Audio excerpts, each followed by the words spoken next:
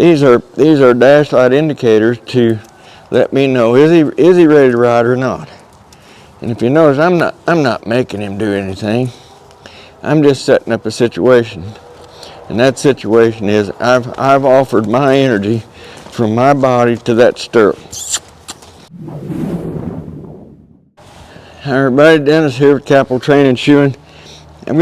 It's a nice day here, and so what I wanted to do is take advantage of that and take these horses outside. I'm gonna ride this gelding here that you see me ride quite often, but he's fresh today, so it doesn't matter how broke they are. I think it's foolish to just saddle them up and get on. We're just asking for trouble if we do that.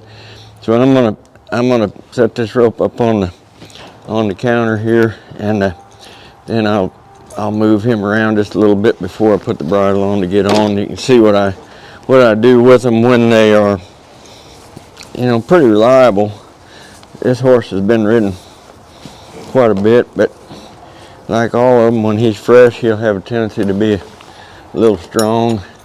He looks for opportunities a lot of times to find a way to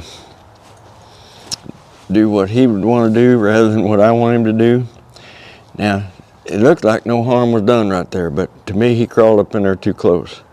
So if I let him be here, in my opinion, I'm opening the door for this horse to do whatever he wants to do with me. So I'm going to raise up here.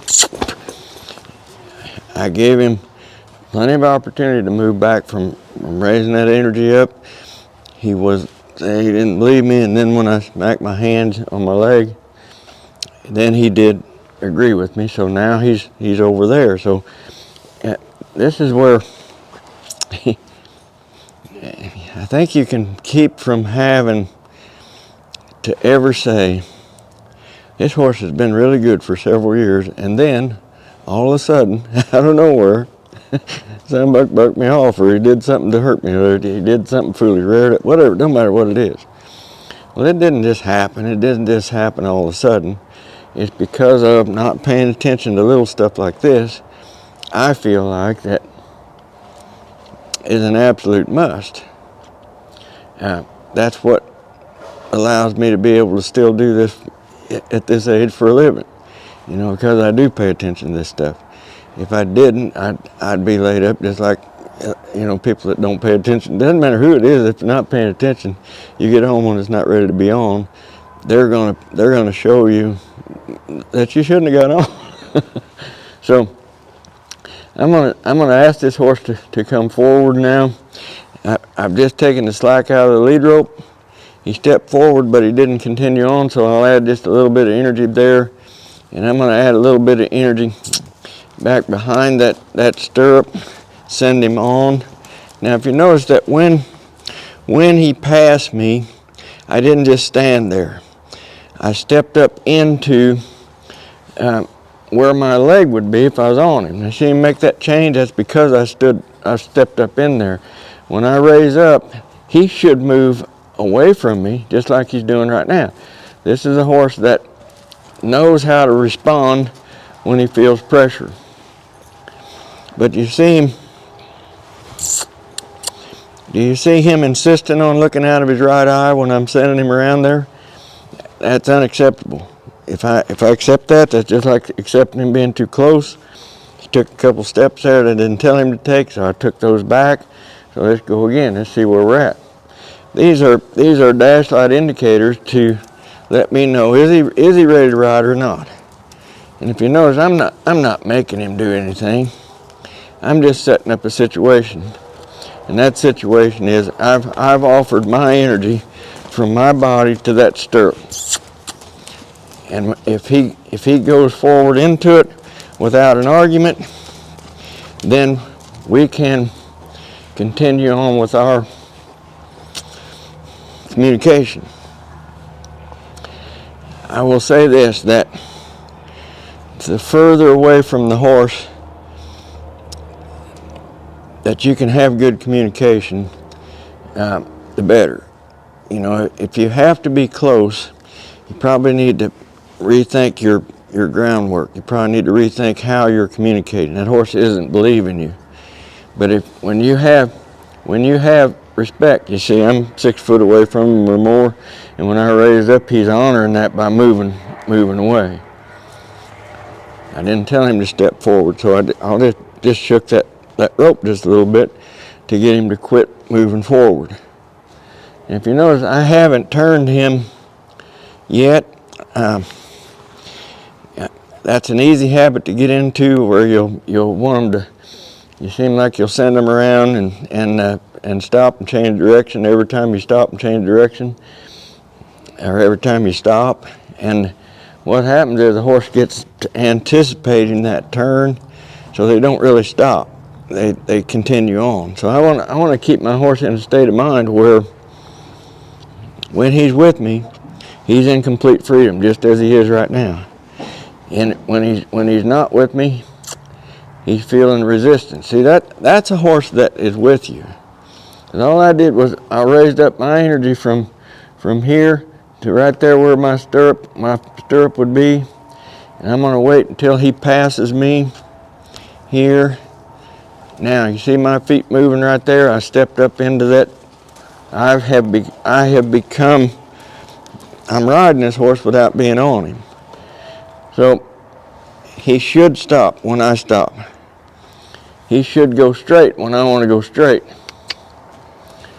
He should go right when I want to go right, without getting in a big tizzy about it. See, he's pushing on me just a little bit. He ought to yield it away from there sooner.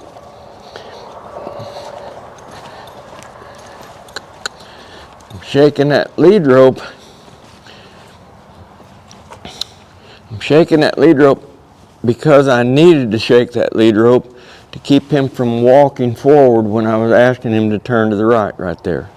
If I didn't need to shake it, see him step forward and I just shook it there just a little bit, I didn't pull on him to stop him, I just shook the lead rope. And when I shook the lead rope, he said, "Yes, sir, you want me to do that." Okay? And see, as soon as I stop, he's stopping. And all this is fine and dandy. And this is what I want the horses to be like before I get on. However, the horses are smart. Change sides here, step me forward, bring that energy up a little bit, see what his attitude is, and see when I brought the energy up just a little bit on this side, he stuck his nose out and he looked out of his left eye, and now he moved his back feet here, and I didn't tell him to move his back feet. You might think I'm being a little nitpicky, but see, they want to do that so that they can make the next decision. No, don't face up. I didn't tell you to face up.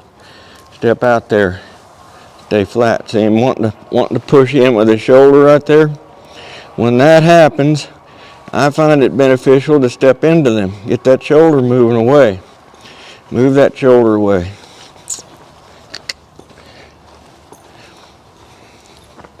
See him getting ahead of me. I just shook that lead rope and he said, "Yes, sir, come back." Let's stop here and see what happens. Very good. Now I'm going to ask for that forward again.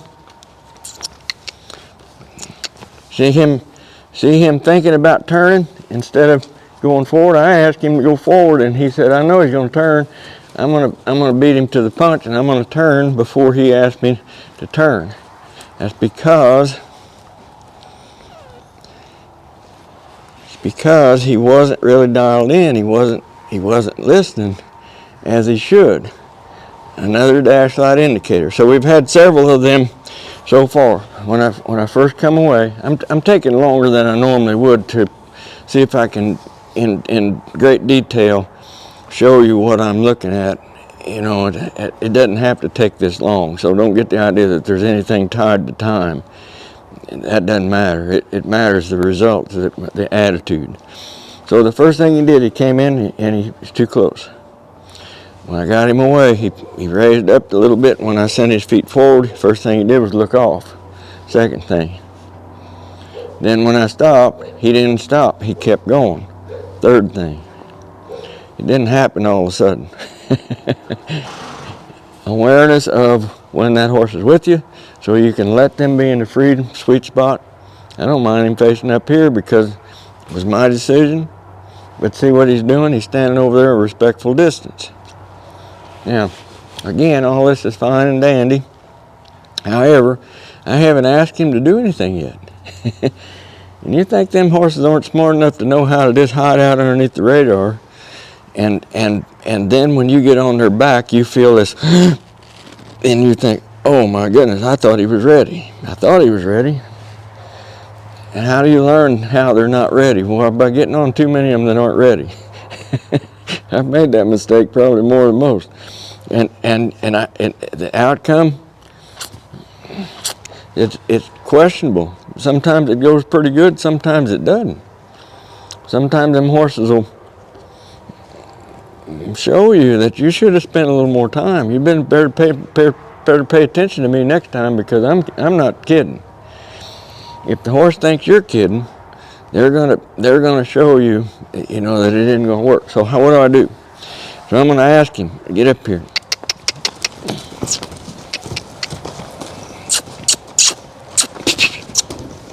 Challenge him. When I stepped across that shoulder, he did not stop. He's not ready. Fourth thing. Step up here. Nice lope. I like the way he's carrying himself, but he's pulling on the lead rope. He needs to get off that outside boundary. He needs to keep going until it's my idea to step across that shoulder, get stopped. He blundered through that stop. I came across that shoulder. He saw me. He didn't respect me. So now that he hit a wall, now I'm letting him stand there, and I rattled him just a little bit, so I'm going to sit here a minute.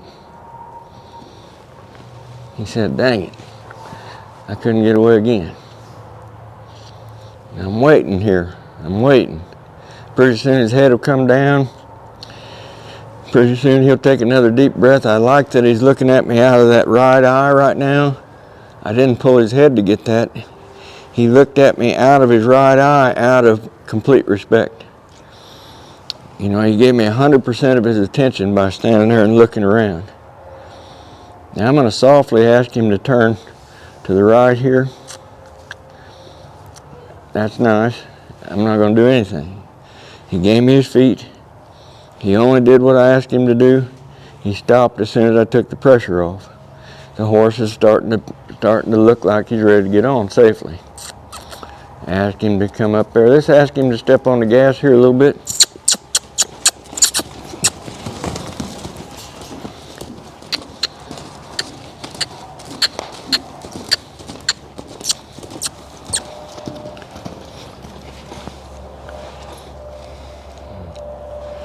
Now that time he didn't stop the best, but did you see him thinking about stopping?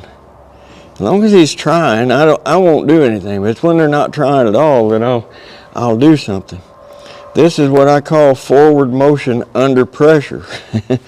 And the purpose behind forward motion under pressure is to keep you safe mainly, but to see where the horse is. Now look how he's standing there with his feet. He's squared up like if he's getting ready to go put him in a halter class. Why is that significant? That tells me that in his mind he's not thinking about leaving. He's standing there, he's quiet, he's giving me something to let him have some time in. I can turn and talk to you and not have to wonder what he's doing. If I got to wonder what he's doing over there, he's not with me.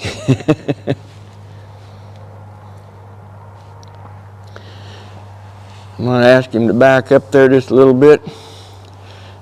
Nice response. That's good enough. That's enough try. Now I'm ready to put a bridle on and go to work.